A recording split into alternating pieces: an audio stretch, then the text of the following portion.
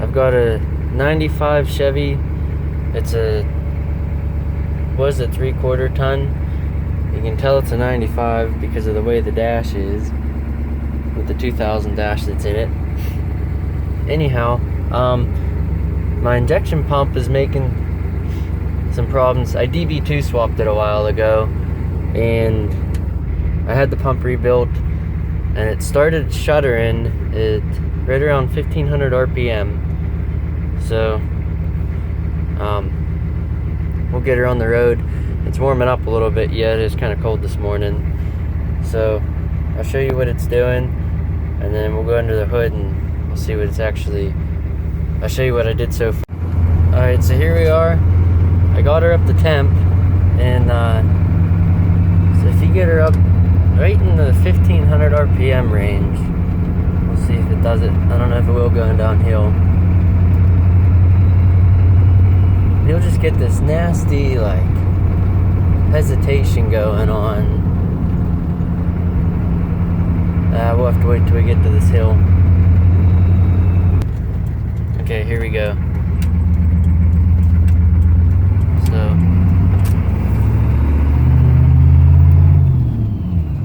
here's third gear.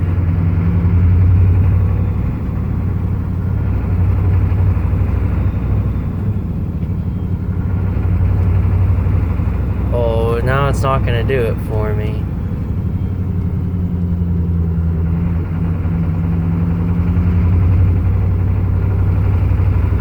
Yeah, we'll get her up to speed.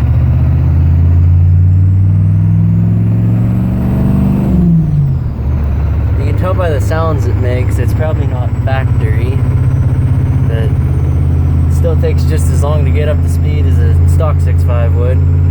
So all my money and work has been done probably in vain. Alright, so here we are. We're kind of in the middle of having a shimmy. If we bring her up a little bit, you can probably hear it better than you can see it.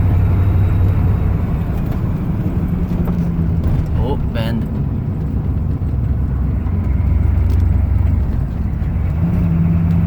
Here, we'll get her in fourth too.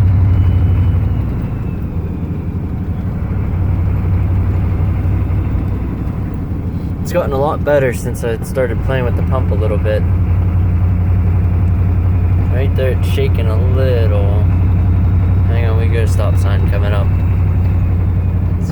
gonna have to put you on pause. Alright, we're just rolling back into town here, and for some reason it does it really bad in town usually. So we'll see if it happens. Of course, the one time I want to try to capture it, it doesn't work for me. Oh, there it goes. So you have to do a little bit of like a step input on it, and then it'll start shaking on you. It used to just happen naturally. We'll go back and I'll show you what I did, and we'll go from there. Alright, so here's underneath the hood. We got the airbox, turbo, engine, and like I said, she's a 95, but I mechanical pump swapped it. And on the side here, there's a dynamic timing advance. It rocks that lever, and it pushes down inside of here. There's a plunger, and it actually advances timing. And I've found, I think that is wreaking havoc, because as you can see, I broke this. But if you adjust that, then you can make it not shake, but then you lose timing and it won't start nice when it's cold out. So down here, that's a little set screw that it does like a static offset, and I think I can run that in and maintain the same dynamic offset and then just advance the pump and it'll get out of that bad spot. So I did this once already, but that's held in there with a little I don't know, it's got a little arm it rides on and 2 C-clips. So you can pop the clips out, slide the arm off, move the set screw, and then bring it in a little bit, try it again, see what happens. I'm gonna rock this once back, so it's kind of loose. I'm scared I'm gonna break it, so if we do that, then we'll go for a ride and I'll show you how it shimmies. Back in the truck now. I should also mention that plunger that you can see move in and out on the bottom of the pump. Out is advanced and in is retarded. So by rocking that cam plate, we actually advance the timing a little bit, and you probably can't hear it, but it knocks a good bit louder the more you advance it. So we'll get her out on the road and we'll get her shaking. I shouldn't actually have to go very far this time.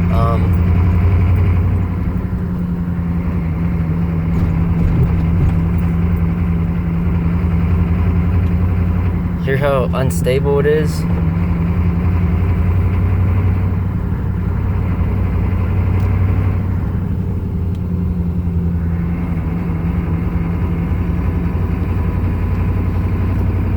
So before I adjusted that set screw, that was way worse. Alright, here we go, we're coming up to a stop sign. Yeah. He's coming.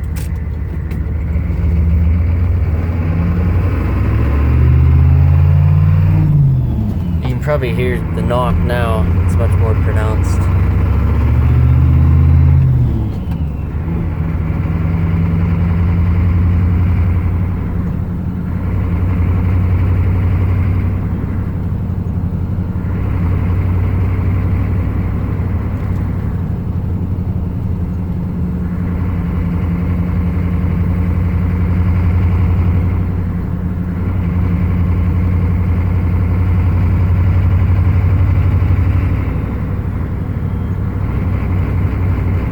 There she goes.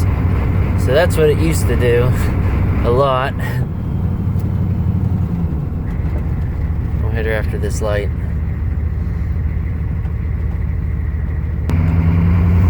We're rolling again.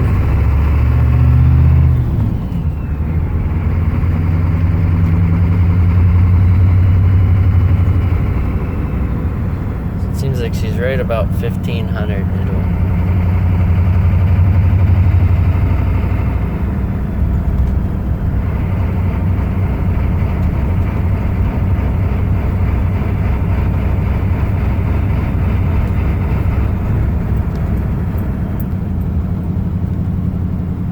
Alright, we'll go back and tear that thing apart. Alright, so we're back under the hood and actually rocked that thing back already. But we got all the fixings here to tear that thing out of there, so I'll pick you back up once we get the lever out. Alright, so we got the advanced lever off of there. So now you can see the plunger's just sort of, get a light down in there. The plunger is, oh, there we go, hanging out there, and if I can turn the flash on the camera. Oh, maybe not. Okay, well, here's a screwdriver, and there's that little plunger, and so you can see him playing peekaboo. I think. Let me try this again.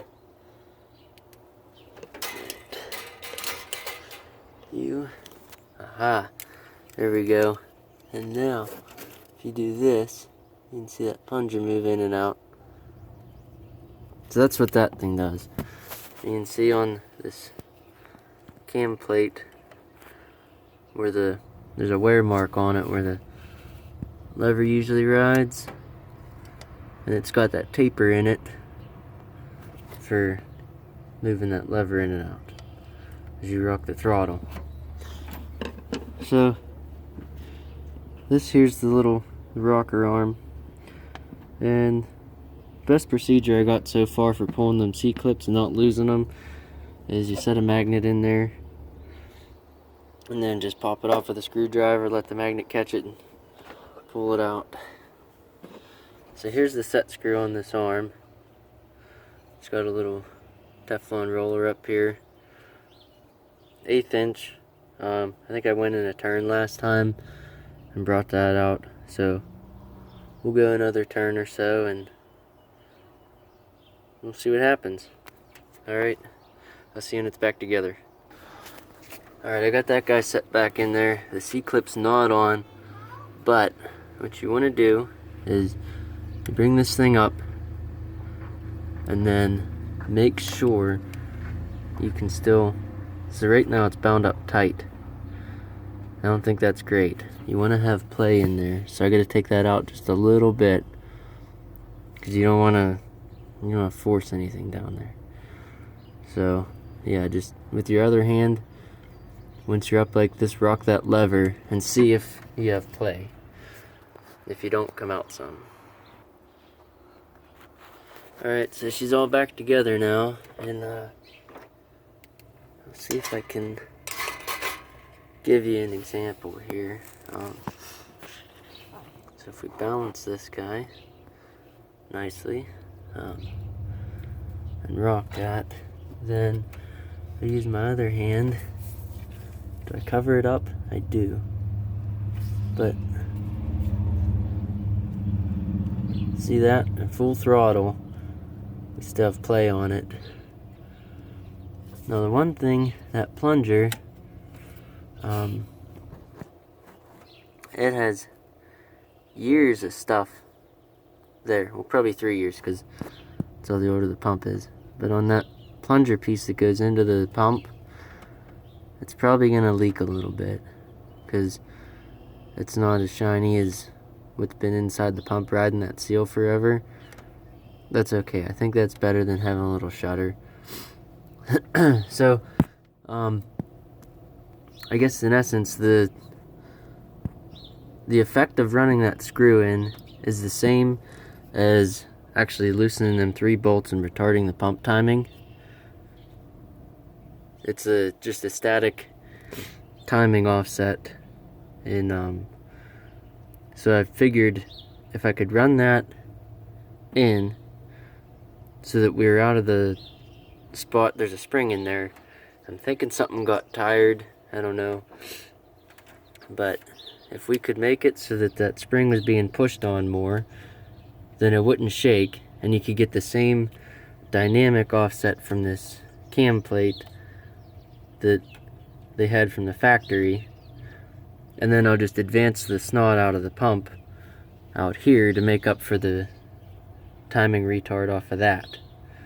So we'll see how it goes. I'll get her back in the truck and go for a test drive. The only thing doing this, I noticed I lost some timing. I couldn't put enough timing in it before to cold start nicely.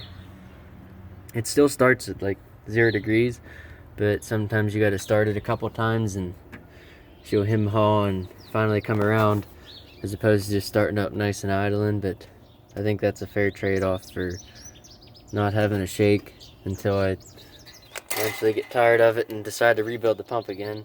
Well, not me per se, but somebody rebuild the pump again. So we'll see what this does, and then we'll give her another cold start in a day or so. And yeah, bad news is that it still has the shimmy and it's not great. The good news is that it runs really good where it's at. So we definitely made progress in that sense.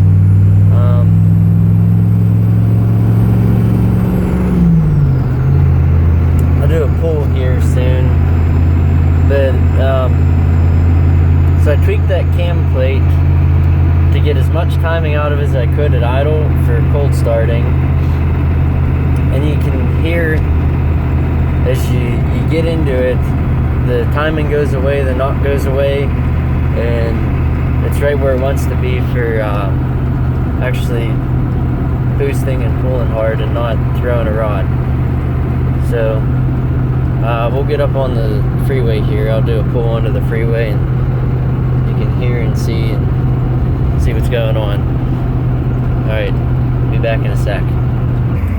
Okay, here we go. I got a third gear pull.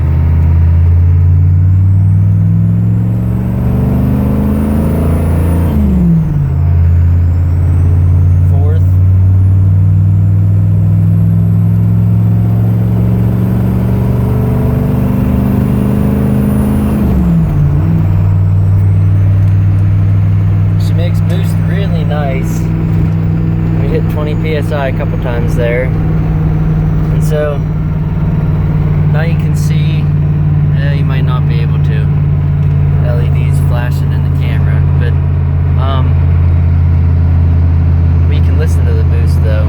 So as I'm out of it, you can hear it knock, and then as soon as I put my foot into it, you'll hear the turbo spool, and the knock will come out. So we're heading down onto the flat. Here we go. Here how it just went away. And if I let out, knock comes right back into it, and that gives you more efficiency for light load. And then as you get into it, then your timing goes away. You lose a little efficiency, but it's easier on the motor. So I'm gonna keep working at this shimmy, but you know, improvements.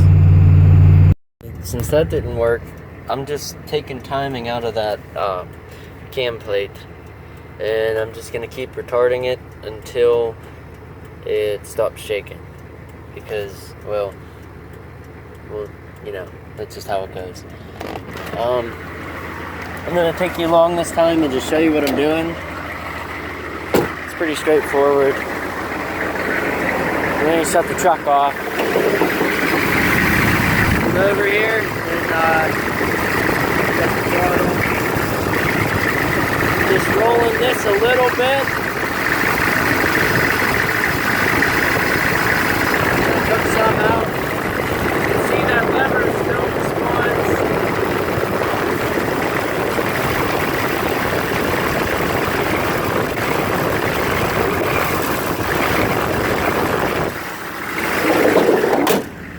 And then we just go for a ride, get her 1500 and see what happens. I guess the moral of this video is that that's not the problem. So no matter where that advanced plunger's at, it doesn't seem to be changing whether or not the truck is happy at 1500 RPM. It seems like the pump doesn't like so many degrees of advance at 1500 RPM, and it doesn't seem to care. I guess that plunger is not shaking like I had originally thought, but you could tell before there wouldn't be that much tension on it, and I was assuming that advance is just dancing on me, but I guess that's not it. So I'll just keep on screwing around and keep you updated. See if I can come up with a solution, and hopefully if anybody else is fighting this, they can watch this, see what doesn't work, and maybe come up with an idea that does. Alright, see you later.